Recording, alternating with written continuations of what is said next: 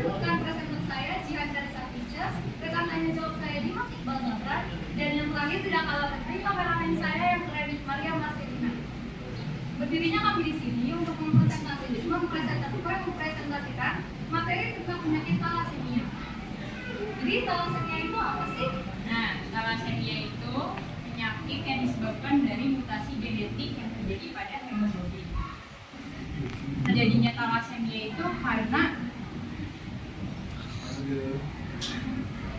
ada gangguan darah bawaan yang menyebabkan tubuh memproduksi hemoglobin dalam jumlah yang sedikit dan kayak mengakibatin tidak berfungsi dengan baik. Untuk ciri-cirinya biasanya ada apa aja? Ciri-cirinya itu bisa dilihat dari warna mata yang kuning, terus urin yang gelap, terus pertumbuhan terhambat, mudah lelah, juga tulang wajah menjadi abnormal. Untuk kondisinya bagaimana? Nah, ini contoh dari kondisi penderita thalassemia. Ini tulang wajahnya abnormal dan ini juga tulangnya abnormal. Jumlah penderita penyakit ini ada berapa sih?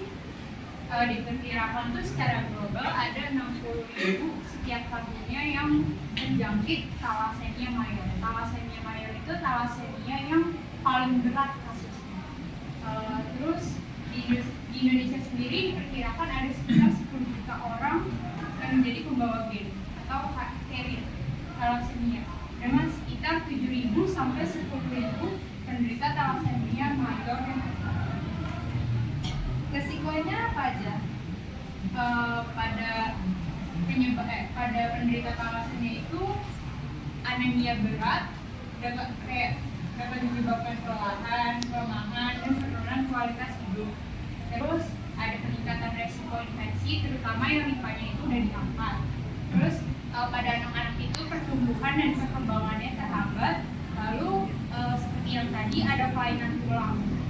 Jadinya tuh tulangnya tipis dan rapuh. Untuk penyakit thalassemia sendiri bisa disebabkan oleh apa saja? Seperti yang tadi aku bilang, ini tuh penyakit genetik.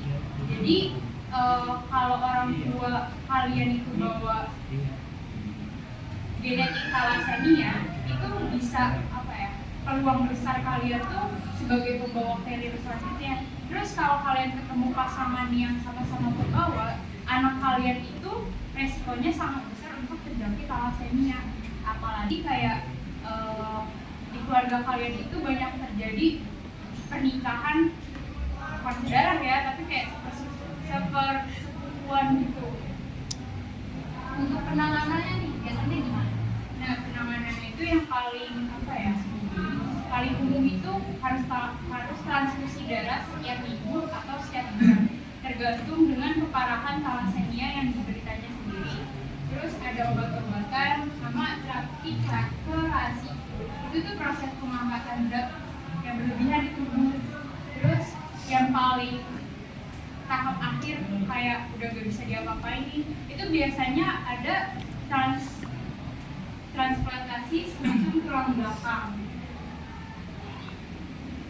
Nah teman-teman, tadi kan ciri-ciri udah, kondisi udah, resiko juga udah, penyebab juga udah, dan bahkan penanganannya juga udah. Sekarang kami membuka sesi tanya jawab.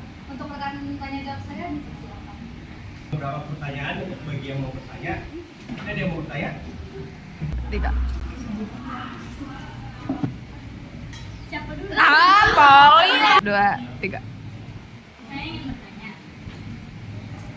Sebelumnya, izinkan saya perkenalkan diri terlebih dahulu. Saya Dina Syarifah dari kelompok hemofilia. Tadi kan ada materi tentang menderita thalassemia. Dari situ dijelaskan kalau thalassemia paling banyak di daerah Timur Tengah. Itu kenapa bisa ada di paling banyak di daerah Timur Tengah? Oke, tadi pertanyaan dari Dinda akan saya jawab, yaitu jawabannya kenapa terjadi di daerah Timur Tengah. Karena daerah Timur Tengah itu biasanya ada beberapa praktik sosial. Itu di mana keluarganya itu kayak dalam satu keluarga itu bakal dinikahin juga, tapi nggak keluarga dekat, jadi kayak keluarga jauh. Nah itu mengapa kayak thalassemia itu di beberapa kenapa di daerah Timur Tengah itu lebih banyak. Tanya. Sebelum perkenalkan, saya Endira Sekan dari kelompok hemofilia. Nah, tadi misal suami membawa gen thalassemia mayor, sedangkan istrinya tuh enggak. Nah, turunannya tuh kayak gimana jadinya? Makasih. Pertanyaan dari Endira, itu jika suami membawa thalassemia mayor sedangkan sang istri tidak, itu jawabannya nanti sang anak akan membawa thalassemia mayor juga. Itu bisa juga tapi membawa thalassemia minor. Izin bertanya. Sebelumnya izinkan saya memperkenalkan diri. Saya Pasangan Duldiana dari kelompok hemofilia. Nah, saya izin bertanya. Thalassemia melakukan operasi sumsum tulang belakang. Nah, jika penderita berusia 15 tahun dan pendonor itu berusia 30 tahun, apakah berpengaruh dalam keberhasilan operasi sumsum tulang belakang? Terima kasih.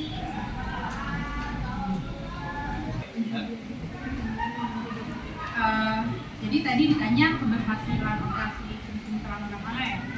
Sebenarnya nggak ada syarat khusus sih buat antara umur si pendonor dan penerima organnya itu. Yang penting tuh di organnya itu ada kecocokan, yaitu kecocokan HLA-nya baik, terus jumlah selnya juga dipenuhi, terus kondisi fisik pendonor maupun yang didonor itu juga dalam keadaan baik. Terus untuk keberhasilannya itu tergantung juga sama si penerima organnya itu, apa dia dalam kondisi yang fit atau tidak, karena kalau kayak gitu tuh kita nggak bisa mastiin juga kan apa ya. Itu udah benar, pusing banget. Oke, mungkin kita akan menjawab pertanyaan dari Marcel yang akan dijawab oleh Sebenarnya keberhasilan dari transplantasi tulang belakang itu nggak ada syarat khusus antara pendonor ataupun si yang didonor. Yang penting itu syarat khususnya ya si pendonor ataupun yang didonor itu dalam keadaan yang baik, terus ada kecocokan di HLA-nya ataupun sel-sel yang dibutuhkan itu terpenuhi. Kayak gitu aja sih. Oke. Sebelumnya perkenalkan, nama saya Kezia Nazihah. Saya dari kelompok sindrom Turner. Saya ingin bertanya, apakah pada penderita thalassemia itu ada pola makan khusus yang harus dijaga? Kayak semisal nanti kalau makan ini tuh akan menyebabkan ini gitu. Jika ada, tolong jelaskan apa saja makanan yang baik pada penderita thalassemia dan apa saja makanan yang perlu dihindari pada penderita thalassemia. Terima kasih. Ini nggak makan dulu. Saya akan menjawab pertanyaan dari Afia. Jawabannya, biasanya para penderita thalassemia itu tidak dianjurkan untuk memakan makanan yang kaya akan zat besi, contohnya itu daging merah. Itu karena ketika makan daging merah nanti para penderitanya itu akan menumpukan zat besi di dalam tubuhnya. Terus sebaliknya yang disarankan itu kayak makan makanan akan kalsium dan juga vitamin D. Contohnya seperti susu, sayuran hijau, juga ikan. Itu karena baik untuk kekebalan tubuh sama kesehatan tulang. Nah, terus alasan dari kenapa mereka itu perlu menghindari makanan yang kaya akan zat besi itu karena kalau terjadi penumpukan itu dapat mengakibatkan kayak kerusakan organ vital seperti jantung, terus kelainan pada otot jantung, terus bisa juga kayak diabetes gitu dan banyak hal lainnya. Jadinya nggak boleh makan makanan yang banyak zat besi. Dapat kami jawab, selanjutnya akan diserahkan ke rekan kami Nancy. Jadi kami tadi sudah menjelaskan tentang thalassemia. Thalassemia itu merupakan penyakit dari bawaan yang menyebabkan hemoglobin tidak normal. Ciri-cirinya kayak tadi pertumbuhan lambat dan tulang wajah yang abnormal. Itu tadi sesi tanya jawab yang dapat kami sampaikan. Saya ucapkan terima kasih kepada Dimas dan para hadirin yang telah memberikan pertanyaan yang kritis dan jawaban yang memuaskan. Sekian presentasi ini saya tutup dengan pantun. Biru laut seperti kolam.